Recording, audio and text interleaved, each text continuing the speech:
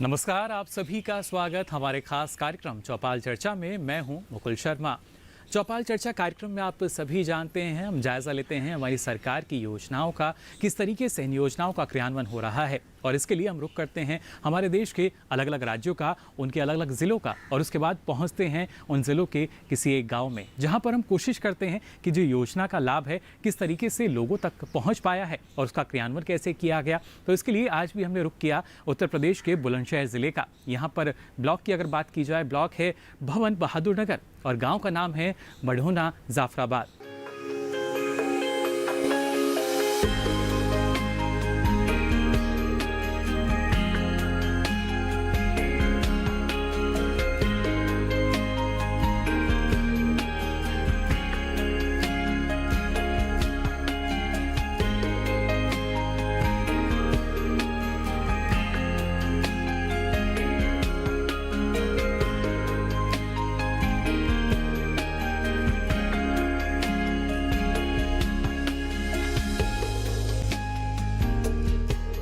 इस गांव का रुख किया हमारे सहयोगी सौरभ शर्मा ने और जाना किस तरीके से प्रधानमंत्री कृषि सिंचाई योजना का क्रियान्वयन इस गांव में हो रहा है और किसानों को कितना लाभ इसका मिला है। आइए देखते हैं और क्या कुछ खास बातचीत हुई इस दौरान। जोरदार तालियों के साथ कार्यक्रम की शुरुआत करते हैं। आपको बता दें, इस वक्त हम मौजूद हैं गांव मढ़ोना जाफराबाद में, जिसका जिला पड़ता है बुलंदशहर। आज का जो हमारा विषय है, हम बात करेंगे प्रधानमंत्री कृषि सिंचाई योजना के बारे में।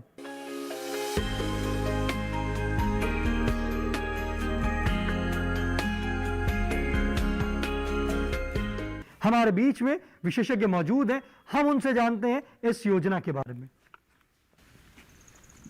जैसे कि हमारे सारे किसान भाई जानते हैं कि जो मृदा का जो जल स्तर है वो दिनों दिन नीचे गिर रहा है, और इसी गिरते मृदा जल स्तर को बचाने के लिए प्रधानमंत्री कृषि सिंचाई योजना लागू की गई है। और उसमें कम पानी में ज़्यादा से ज़्यादा फसलें उगाने का या ज़्यादा से ज़्यादा उत्पादन लेने का जो उद्देश्य है वो प्रधानमंत्री कृषि सिंचाई योजना का है। और इसमें बहुत सारे कार्यक्रम हैं जो कृषि सिंचाई योजना के अंतर्गत चल रहे हैं, चाहे वो कम पानी चाहने वाली फसलें हों या वो टपक सिंचाई विधि से सिंचाई करने के कार्यक्रम हों, या स्प्रिंकलर से सिंचाई करने के कार्यक्रम हो, या जो हमारी जो नहरें हैं उनमें जो जल बचाकर कम से कम पानी में फसल उत्पादन करने का कार्यक्रम हो, वो कार्यक्रम जनपद में चल रहे हैं।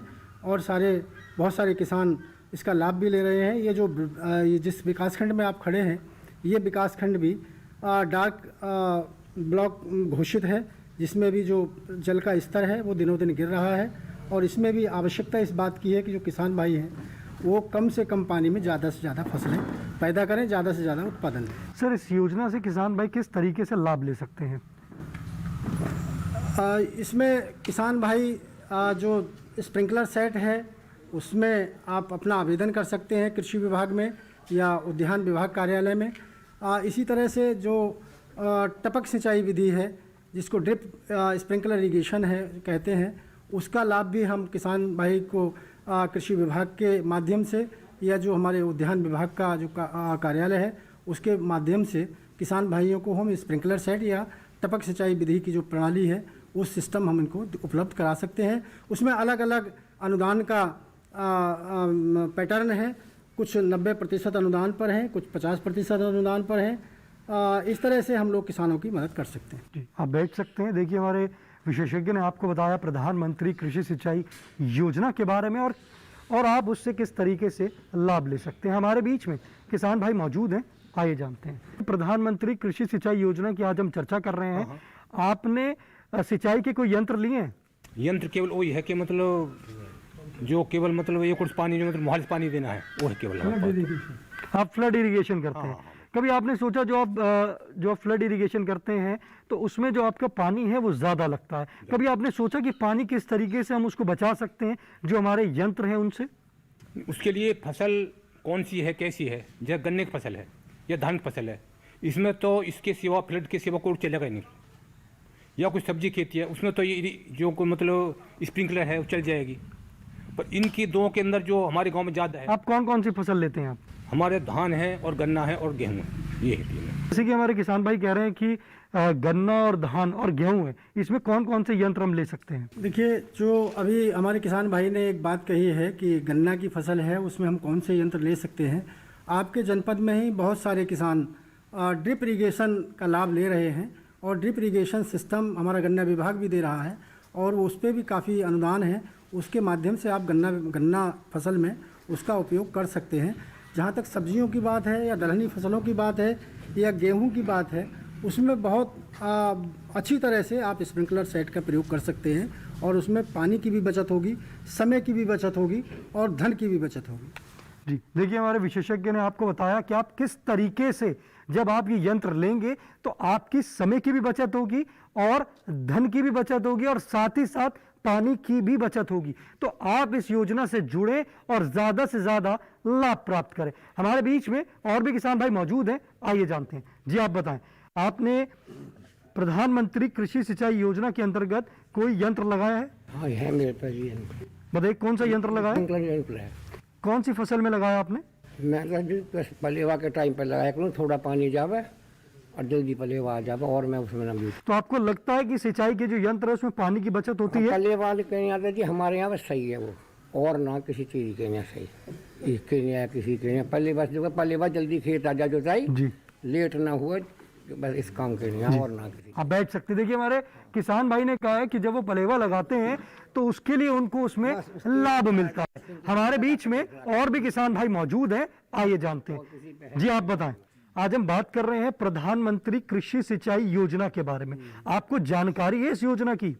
ना जानकारी उसकी न भी, हम तो ट्यूबवेल के द्वारा ही पानी लगाए। हमारे तक ट्यूबवेल का ही ज़्यादा यहाँ आसपास वो है, अपना ये पूरा इलाका ट्यूबवेल का ही है। अभी बाकी और कोई योजना का कोई ऐसा धंधा है।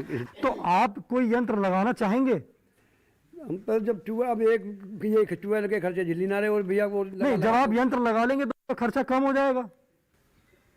खर्चा कम हो जाएगा तो फिर लगाओगे। जो खर्चा कम होता है, जिस चीज़ तो खर्चा कम होगा तो उन्हें तो करेंगे जरूर। जी, तो अब आप हमारे वैज्ञानिक से संपर्क करेंगे? बिल्कुल करेंगे जी आप बैठ सकते हैं। देखिए हमारे किसान भाई ने कहा है कि वो फ्लड इरिगेशन करते थे। जब फ्लड इरिगेशन करते हैं तो खर्चा भी ज्यादा आता है। उनका कहना है यंत्र वो लगाएंगे, अगर उसमें खर्चा कम आएगा तो वो यंत्र जरूर लगाएंगे। हमारे बीच में और भी किसान भाई मौजूद हैं। जी आप बताएं। मेरा मतलब ये है जी, इससे हमें नुकसान दिखाई दे रहा है। ये जो सिंचाई योजना है इससे आपको नुकसान दे रहा है? क्योंकि लेबर का खर्चा इसमें ज़्यादा आएगा। जैसा कि मैं अकेला आदमी हूँ, अब मैं तो कुआं चलाया, गन्ना आ गया, उसमें लेबर करो, जगह जगह फिर पानी पहुँचाओ, मेरे विचार से खर्चा ज़्यादा है। देखिए किसान भाई का कहना है कि अगर वो यंत्र लगाएंगे तो यंत्र में उनका खर्चा जो है वो ज़्यादा आएगा, क्योंकि वो कह रहे हैं कि लेबर का भी उसमें खर्चा आएगा और भी बहुत कई तरह के खर्चे होंगे। चौपाल चर्चा कार्यक्रम में वक्त तुझको एक छोटे से ब्रेक का। ब्रेक के बाद जानेंगे किसान भाई का सवाल।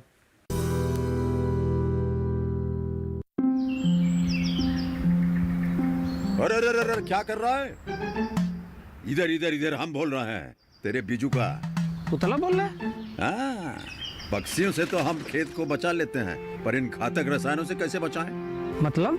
देख बेटा, तू जो ये अंधाधुंध रसायन मिलाता है ना, मिट्टी की सेहत बिगड़ने लगी है। और जब माटी ही कमजोर पड़ जाएगी तो उपज कैसे सेहतमंद होगी? हाँ? अरे पहले ऐसा नहीं था।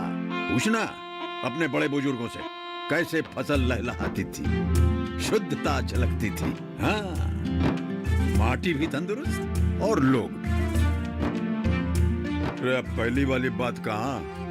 पर अब तो सभी डाले हैं। सब नहीं, आज भी लाखों जागरूक किसान परंपरागत विधि से फसल उगा रहे हैं। खर्चा कम और उपज की कीमत भी बेहतर पा रहे हैं। ठीक है भाई, मैं भी आज से जैविक खेती शुरू करूंगा। माटी से प्रेम की परंपरा है, परंपरागत खेती। ब्रेक के बाद आपका स्वागत है गांव मडोना जाफराबाद की चौपाल चर्चा में। जैसे कि ब्रेक से पहले किसान भाई ने सवाल किया था कि अगर वो कृषि सिंचाई के जो यंत्र हैं अगर वो लगाते हैं तो उसमें उनका खर्चा ज्यादा आएगा। तो हमारे बीच में विशेषज्ञ मौजूद हैं, आइए जानते हैं। देखिए, ये तत्कालिक अगर बात करें तो तात्कालिक रूप से तो इनको लगेगा कि उसमें खर्चा कम है, चूँकि कम ज़मीन है, कम भूमि है और बिल्कुल उसमें ज़्यादा खर्चा नहीं है, कोई लेबर का खर्चा नहीं है। स्वयं उठा के जो पाइप हैं कंधे पर उठा के, बहुत हल्के होते हैं, ले जाके अपना प्रयोग कर सकते हैं, उसमें कोई लेबर का खर्चा नहीं है। बात है केवल उसमें मन से काम करने की, अगर कोई मन से काम किया जाए तो कोई लेबर का खर्चा नहीं है। अगर ट्यूबवेल से भी पानी लगाते हैं, एक खेत से दूसरे खेत में अगर पानी ले जाके अगर लगाना चाहते हैं तो उसमें पानी जगह जगह लीकेज होता है, तो उससे भी पानी जाया होता है। और उसके लिए सरकार 50 रुपये प्रति मीटर की छूट से HDPE पाइप दे रही है कि ताकि पानी इधर उधर बर्बाद ना हो और सीधा आउटलेट से सीधे खेत में पानी पहुँचे। तो इसके लिए भी सरकार प्रयास कर रही है कि तात्कालिक रूप से तो लगता है ज़रूर कि फ़ायदे का सौदा है, लेकिन मैं बता दूं कि अभी 10-20 साल अगर पहले की बात करें तो ये बाल्टी से कुएं से पानी निकल जाता था, और आज स्थिति ये है कि हर साल 1 से लेके और आधा फीट तक वाटर लेवल जो है वो नीचे जा रहा है। अगर इसी तरह से ये पानी का दोहन होता रहा तो निश्चित रूप से 10 साल के बाद ये जो आज जो फ़ायदे का सौदा बता रहे हैं, ज़्यादा खर्चा बता रहे हैं, कल इनको लाखों रुपया पुनः खर्च करके वो बोरिंग नीचे ले जाना पड़ेगा, फिर समरसेबल ज़्यादा पावर का डालना पड़ेगा, ज़्यादा बिजली का कंज्यूम होगा, तब इनको पता लगेगा सभी लोगों को कि हमने क्या कर रहे थे और हमको क्या करना चाहिए था। उसमें खर्चा ज़्यादा था, ये अब खर्चा ज़्यादा हो रहा है। देखिए, हमारे वैज्ञानिक ने बताया कि अगर आप कृषि सिंचाई के यंत्र लेंगे तो उसमें आपको लाभ प्राप्त होगा, क्योंकि अगर आप जैसे फ्लड इरिगेशन कर रहे हैं, अगर यही करते रहे तो आने वाले समय में पानी का जो स्तर है वो और गिर जाएगा। जब पानी का स्तर गिर जाएगा तो आपके खर्चे भी बढ़ जाएंगे और उसमें आपको कई तरह की कठिनाइयां भी आएंगी। तो आप पर ड्रॉप मोर क्रॉप, मतलब एक बूंद से आप ज्यादा क्रॉप लें, और जब आप ज्यादा फसल लेंगे तो उसमें आपको लाभ भी ज्यादा होगा। हमारे बीच में और भी किसान भाई मौजूद हैं, आइए जानते हैं। जी, आप बताएं। ये जो साहब बता रहे हैं कि 90% की छूट है, ये कौन सी विधि है जी जिससे कि हमें लाभ हो सके और हम उस पर प्रयास करें अपनी इस तरह की सिंचाई करने की? आप कौन कौन सी फसल लेते हैं? आप गन्ना, धान, गेहूँ, थोड़ा मूंग और उड़द वगैरह भी ले लेते। आप इन्हीं फसलों में लगवाना चाहते हैं यंत्र? हाँ जी। देखिए, हमारे किसान भाई का कहना है कि वो जो फसल ले रहे हैं गन्ना, धान और मूंग, तो उस पे वो कौन कौन से यंत्र ले सकते हैं और उस पर कितनी सब्सिडी मिलेगी। हमारे बीच में विशेषज्ञ मौजूद हैं, आइए जानते हैं। अगर स्प्रिंकलर सेट लगाते हैं तो स्प्रिंकलर सेट में विगत वर्षों में हम लोगों ने 90% अनुदान पर स्प्रिंकलर सेट दिया था, और इस बार भी हम अगर गन्ना में अगर ये ड्रिप लगाना चाहते हैं तो ड्रिप के लिए भी हम 90% अनुदान पर इनको यंत्र देंगे। जो टपक सिंचाई वाली विधि से जो पानी लगाएंगे तो वो हम इनको 90% पर दे देंगे।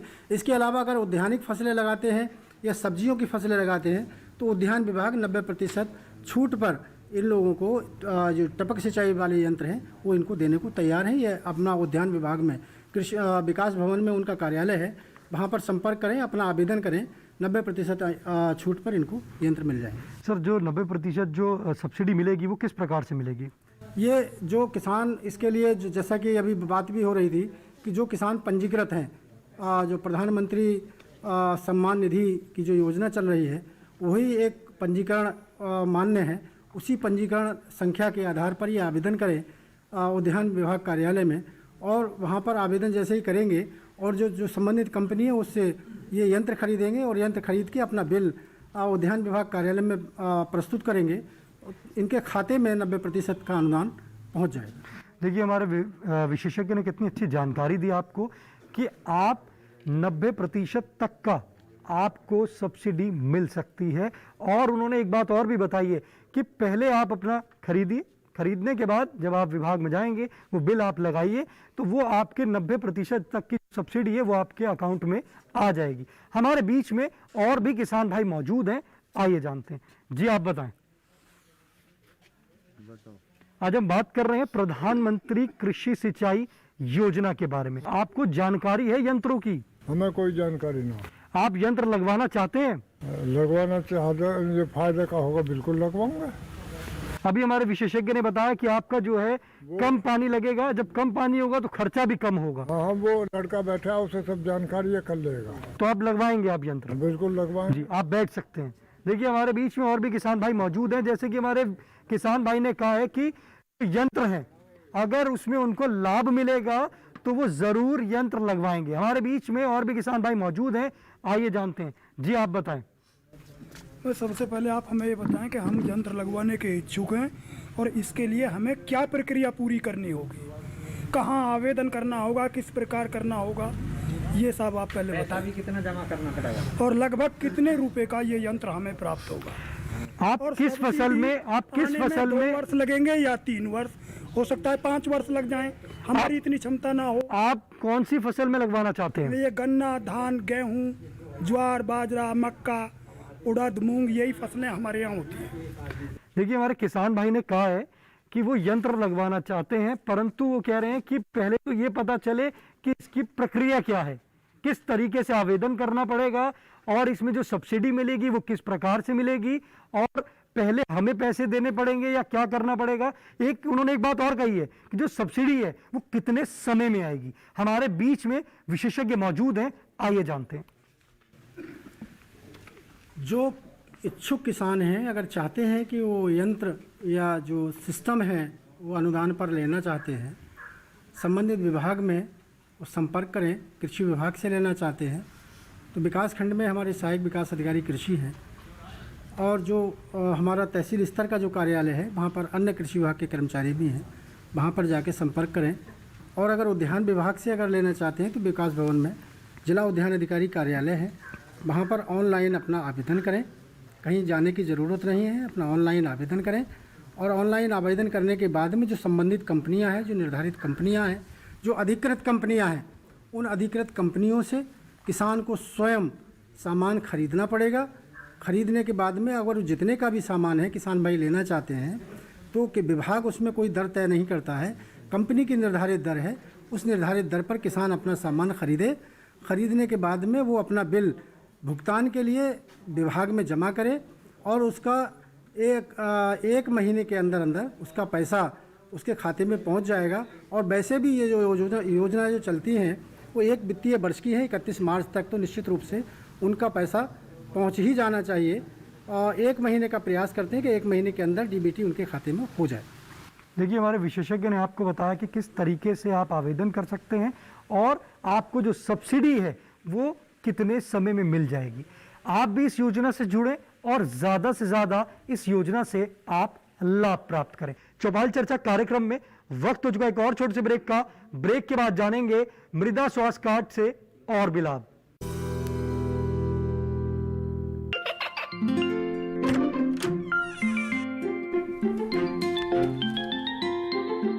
ये क्या हो रहा है? काशवी, इतने कम मार्क्स? काशू, बेटा पढ़ा करो, पढ़ोगी नहीं तो आगे कैसे बढ़ोगी? मम्मा, मैं भी तो आपसे यही कहना चाहती हूँ, पढ़ा करो। आप पढ़ोगे नहीं तो आगे कैसे बढ़ोगे? मतलब? वो देखो, सिर्फ बैक पर छपा ऑर्गेनिक नहीं, ऑर्गेनिक का निशान पहचानिए। पीजीएस ऑर्गेनिक का ये लोगो उन किसानों की पहचान है जो आज भी परंपरागत विधि से रसायन मुक्त खेती कर आपके लिए शुद्ध फसल उपजा रहे हैं।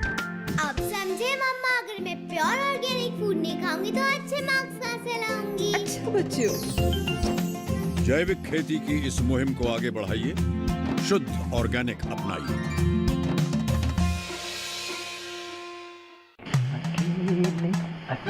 अरे वाह भैया, अकेले अकेले।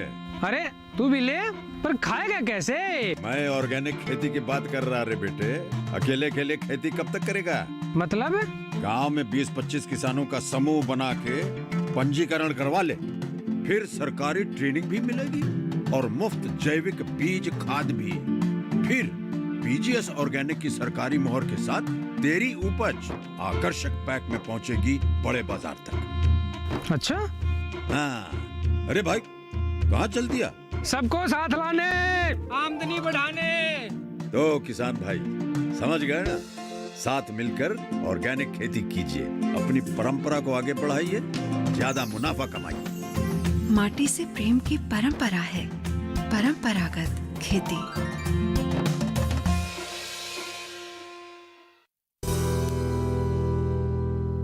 ब्रेक के बाद आपका स्वागत है गांव मडोना जाफराबाद की चौपाल चर्चा में। आज हम बात कर रहे हैं प्रधानमंत्री कृषि सिंचाई योजना के बारे में। हमारे बीच में किसान भाई मौजूद हैं, आइए जानते हैं। आज हम बात कर रहे हैं प्रधानमंत्री कृषि सिंचाई योजना के बारे में। आपको इस योजना का पता है, इसके फायदे क्या हैं? फायदे तो आप बता रहे हो, हमें पता है, लग रहा है उससे। लेकिन किसान इसको लगा कैसे पाएगा, ये बताएं हमें। अभी हमारे वैज्ञानिक ने बताया कि आप विभाग में जाके संपर्क करें और आप जिस फसल में लगाना चाहते हैं उस फसल में आप लगा सकते हैं ना, वो तो आपकी बात सही है, लगा सकते हैं, लेकिन इसमें कितना पैसा पहले जमा करना पड़ेगा? किसान के पास में है इतना पैसा नहीं है, इस बात की कैसे जांच पड़ेगी? कंपनी अपने रेट पे माल देगी, कितने दिन में किसी से उधार भी लेवे और वो ना मिला कंपनी से वापस, तो कितने दिन में वापस करेगा वो? इस चीज़ की तो वो परेशानी पड़ेगी ना किसान को। देखिए, हमारे किसान भाई का कहना है कि जो यंत्र लगा रहे हैं उसमें उनको कितने प्रतिशत पहले पैसा देना पड़ेगा और उनको इसकी पूरी जानकारी चाहिए, तभी वो इस यंत्र को लगाएंगे। हमारे बीच में विशेषज्ञ मौजूद हैं, आइए जानते हैं। मैंने जैसे कि अभी बताया कि जो दरें हैं वो कंपनी स्वयं निर्धारित करती है कि उसकी कितनी दरें हैं। किसान को पहले 100 रुपये का यंत्र खरीदना पड़ेगा, उसके बाद में जो 100 रुपये का यंत्र है उसका 90 रुपया उसके खाते में पहुंचेगा। उसमें एडवांस में कोई अनुदान भुगतान करने का कोई ऐसा कोई नियम नहीं है। जो भी यंत्र आते हैं, मैं आपको बता दूं कि वो ऐसा नहीं है कि सभी के लिए पर्याप्त हों, लेकिन जितने भी लक्ष्य रहते हैं उसमें प्रथम आओ प्रथम पाओ के सिद्धांत पर किसान भाई अपना आवेदन करके उसको ले सकते हैं। लेकिन शर्त यही है कि पहले किसान को पहले अपना पूरा पैसा लगाना पड़ेगा, उसके बाद ही अनुदान की धनराशि उसके खाते में भुगतान करने का नियम है। इसमें कौन कौन से दस्तावेज उनको देने पड़ेंगे जब वो आवेदन करने जाएंगे? आवेदन के लिए उसको अपने जो अकाउंट से संबंधित जो दस्तावेज हैं, उसके पहचान के संबंध में जो दस्तावेज हैं या जो भूमि के संबंध में दस्तावेज हैं, उनके साथ साथ जो यंत्र खरीदे हैं उनके बिल के साथ कार्यालय में उनको प्रस्तुत करना पड़ेगा, तभी उनको अनुदान का भुगतान किया जाएगा। तो आज के लिए चौपाल चर्चा में बस इतना ही। फिर हाजिर होंगे, लेकर चलेंगे आपको किसी नए जिले के नए गांव में और जानेंगे वहां भी कृषि एवं किसान कल्याण मंत्रालय की योजनाओं का क्या है हाल। चौपाल चर्चा कार्यक्रम को अब आप YouTube चैनल पर भी देख सकते हैं। टीवी पर दिए गए QR कोड को स्कैन करें। आज के लिए कार्यक्रम में बस इतना ही। दीजिए इजाजत, नमस्कार।